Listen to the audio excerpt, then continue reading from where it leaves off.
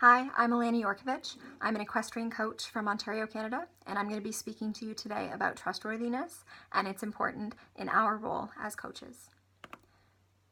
So first, what is trust? Merriam-Webster's dictionary defines trust in actually many different ways, and the ones that stood out to me are, as a noun, trust is a firm belief in the reliability of someone or something, or the assured reliance on the character, ability, strength, or truth of someone. As a verb, trust means to place confidence in, to rely on the truthfulness or accuracy of someone or something. So for me, trust is a belief in somebody's reliability and being confident that their character and their ability will come through in whatever situation they are in. So then what does trustworthy mean? Well, trustworthy means that you are able to be relied on as truthful and honest. You're able to be counted on. You're actually deserving of somebody's trust. Being trustworthy means you're reliable. You're a person of good character and you have good morals. You have the ability to perform whatever task it is you're being asked of. So you actually have the ability to complete whatever it is that you're assigned to do. So whether it's the ability to actually coach a sport or teach a class or fix somebody's car, you're actually able to follow through on that. You're honest and truthful in everything that you do in life, and you expect honesty from other people as well. And again, you're dependable. So you follow through on what you say you're going to do, you give moral support, and you like to help others. Why is trustworthiness important in general? Brian Tracy, a dual Canadian-American citizen, a motivational speaker and noted author, states it really well. He says that the glue that holds all relationships together, including the relationship between the leader, so us as coaches, and the led, so our athletes, is trust.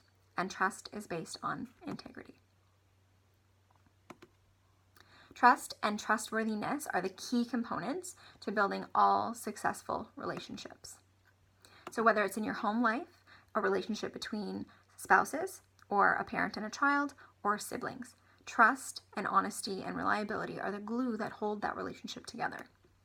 In the professional world, many interactions and relationships rely heavily on trust, whether it is a boss expecting or trusting his his employees to be able to work and accomplish the tasks they're assigned, or it's coworkers trusting one another on a group project.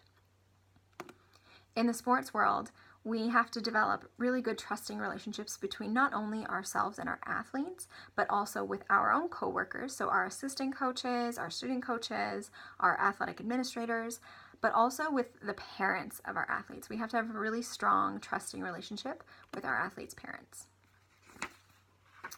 So beyond developing a relationship through trust, we have to go back to that second point of Mr. Tracy's statement that says that integrity and trust are intertwined. The Cambridge English Dictionary defines trust as the quality of being honest and having strong moral principles. So having well-defined values and standing strong in your morals and your principles, not compromising under pressure, that is having integrity. And integrity equals trust.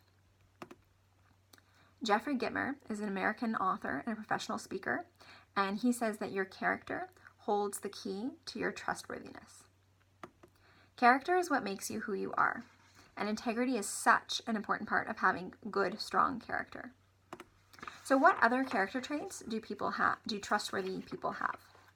We've touched on reliability, doing what you say you're going to do and keeping your word.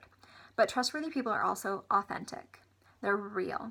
There's no facade, there's no charade, there's no pretending. What you see is what you get. Trustworthy people are also compassionate and empathetic. They consider the feelings of other people, and they can feel with them. They're also consistent in their actions.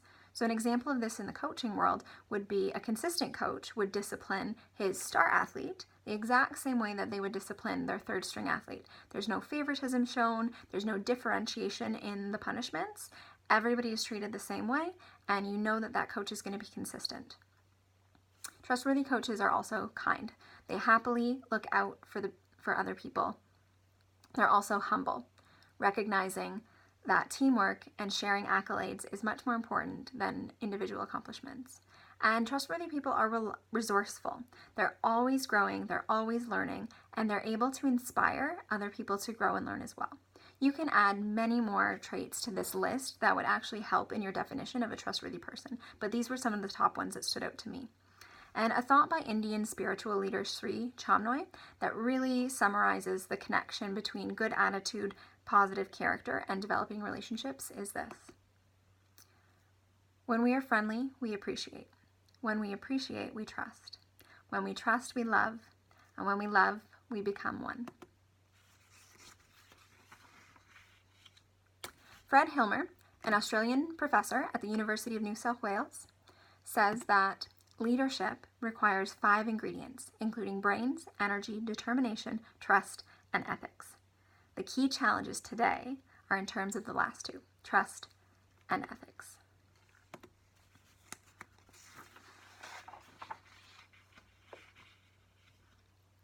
When you remember the importance of trust in building relationships, as we discussed earlier, you might remember that as coaches, we have more of a responsibility than just to our athletes. Good coaches are trustworthy to the athletes, to the parents, and to their co-workers. To develop these trusting relationships, good coaches become trustworthy through their credibility and good communication.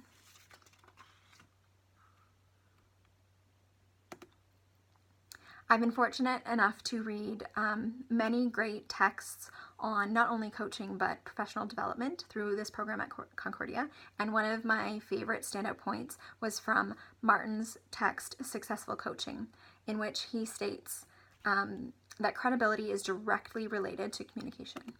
He says, your credibility is probably the single most important element in communicating effectively with your athletes. Credibility is reflected in the degree to which your athletes trust what you say. You maintain and build this credibility or diminish it based on your actions and your communications. Another standout point was in Bruce Brown's text, Teaching Character Through Sport, and he says coaches who communicate well develop a trust with their athletes. This trust allows them to dignify honest mistakes. So an athlete who trusts their coach is willing to try harder. They're not afraid of making a mistake because they know that their coach is not going to react with negative repercussions. This trust allows the coach to correct the athlete's behavior without getting resistance from the athlete, which leads to the next reason why trust is so essential in our role as coaches. Everywhere you look or travel today, you're going to find people making comments, giving advice, or criticizing everything that you do. And this unsolicited feedback is often unwelcomed and poorly received. It can cause hurt feelings, it can cause animosity, or sometimes it's just brushed under the rug and ignored. But what we tend to forget is that we need feedback in our lives to learn and grow. And the goal of a coach is to provide constructive feedback for our athletes to make them better sports players, but also better people. It's essential that there's a level of trust established for this feedback to be well received and utilized. In the beginning, your athletes might trust you on a basic level because of your credibility and your good communication. But as this trust develops even deeper, they're going to be very receptive to the feedback that you give. They're going to listen to you because they trust that your feedback comes from a place of caring. Remember, it's up to you to prove that you are trustworthy. Trust doesn't happen freely or overnight. It's earned gradually. If you want people to trust you, it's your responsibility to display the good characteristic traits we've discussed and model good ethical behavior. Trust fosters trust. So if you want somebody to trust you, you also have to show them a degree of trust. Thank you for being with me today. Enjoy your afternoon.